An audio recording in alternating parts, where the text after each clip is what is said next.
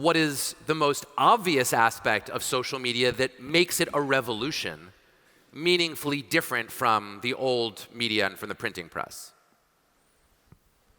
The biggest difference is the social part of it.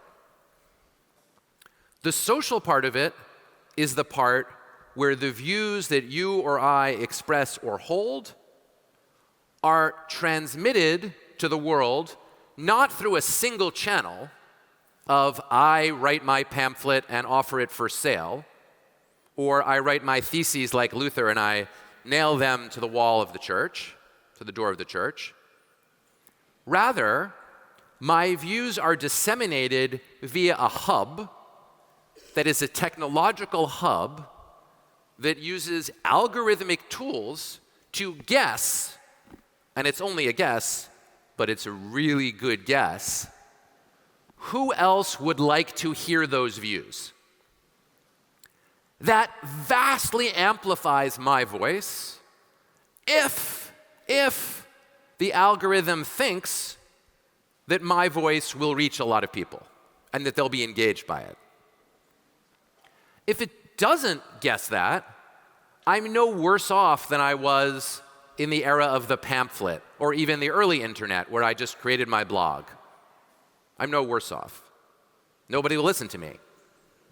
Happens to me every morning. I get up in the morning, I express my profound views, my kids do not listen to me, and then I go to work in the hopes of finding someone who will listen to me. Normal, that's normal. Social media, though, aggregates your views and uses a very powerful set of technological tools to amplify certain voices and get them widely out into the world. That produces the feature that we call virality, where if the algorithm guessed right, then people begin to disseminate the views they're receiving, and then the algorithm amplifies that, and very quickly you could reach a condition where everybody who shares something in common, and it could be much less than a willingness to get up on a beautiful, beautiful summer day and hear a lecture about social media and free expression, everyone will have that information. Now, what flows from that that's frightening? A lot.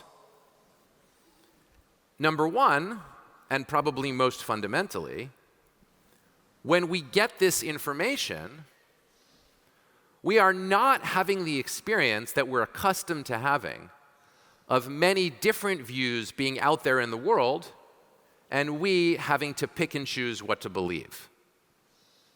Instead, we're getting a curated feed. We're getting a message that no individual human being, but rather an algorithm, thinks will get us going.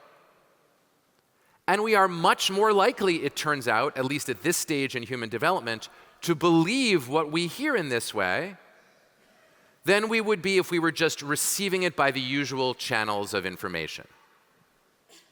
So at least for now, and this could change in the future, our skepticism about the information that is shared with us is much lower than it would be if we woke up, went out into the world, turned on the television or looked at the morning newspaper and saw a range of views. So that is the feature of virality that leads to the possibility of rapid belief. And so if the thing that was spread to us is false, our usual mechanisms for sorting it out are reduced. That is a tremendous transformation in how information is changed, is disseminated. Now, let me be really clear. It's not as though rumors were not widely believed before the advent of social media. Right? I mean, if you look at Shakespeare's Henry IV, one of the parts of it, I think it's part 2, starts with a figure who embodies rumor. It's an embodiment of rumor. I'm not sure what the costume is supposed to look like, but honestly, I've never seen a performance of Henry IV. No one ever puts it on. They say in the books that it was one of the plays that made Shakespeare most popular, which is kind of amazing, but anyway. But there's this figure who comes out on the stage alone, like me, without any help from Shannon, and is rumor, and the whole point is that the kingdom can rise or fall on rumor. If people think that the rebels that are trying to defeat, Henry Bolingbroke are winning, then everyone will flee the king and the rebels really will win. And if, on the other hand, people don't believe the rumor, then the king can win.